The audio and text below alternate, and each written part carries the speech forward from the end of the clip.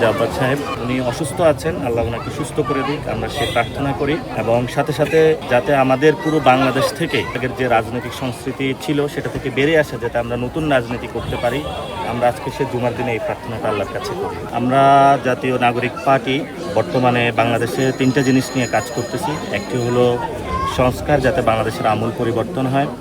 সাথে সাথে 2 নম্বর হলো আওয়ামী লীগের যেসব সন্ত্রাসী আছে তাদের যাতে আমরা বিচার প্রক্রিয়া নিয়ে আসতে পারি, এবং মানুষের যারা পকেটের ট্যাক্সের টাকা কেটে নিয়ে গিয়েছিল, ব্যাংক লোপাট করেছিল, এবং সাথে সাথে শেয়ার মার্কেটের অনেক মানুষকে তারা নিঃস্ব করে দিয়েছিল, এগুলো যাতে বাংলাদেশে সুষ্ঠু বিচার হয়, সেজন্য আমরা বিচারের দাবিতে মাঠে যাচ্ছি।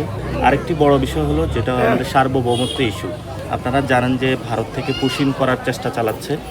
প্রায় 5,000 বাংলাদেশি পরিচয়ে বাংলাদেশে পাঠানো তারা অলরেডি স্টেটমেন্ট দিয়েছে, এসেছে। আমরা সেক্ষেত্রেও কাজ করছি যাতে আমরা নতজানু পররাষ্ট্রনীতি থেকে বেরিয়ে আসি, একটি স্বাধীন পররাষ্ট্রনীতির দিকে যেতে পারি।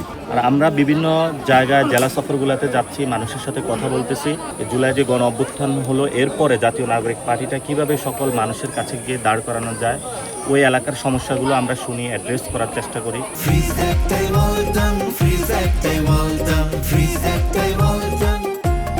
বাগেরহাটের একটা শেখ ফ্যামিলির একটা রাজত্ব ছিল। শেখ ফ্যামিলি রাজত্ব করেছে, শেখের নাম বিক্রি করেছে, কিন্তু উন্নয়নের নামে এখানে কোনো ছিটেফোঁটাও কিছু হয় নাই।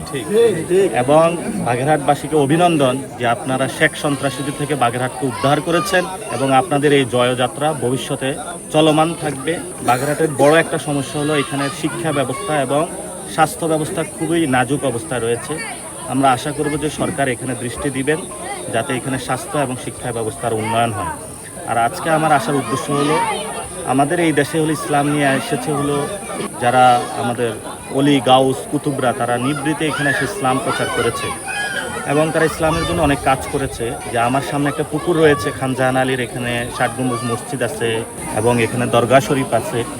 আমরা এগুলোতে যাচ্ছি যে আমাদের পুরো বাংলাদেশে যাতে মসজিদ ব্যবস্থাটা সুন্দর করে পরিবর্তন হয়, মসজিদের সাথে যাতে একটু পুকুর থাকে, মসজিদের যাতে একটা বনায়ন থাকে, মানে সবুজায়ন থাকে, মসজিদ একটা হেলথ কমপ্লেক্স থাকে।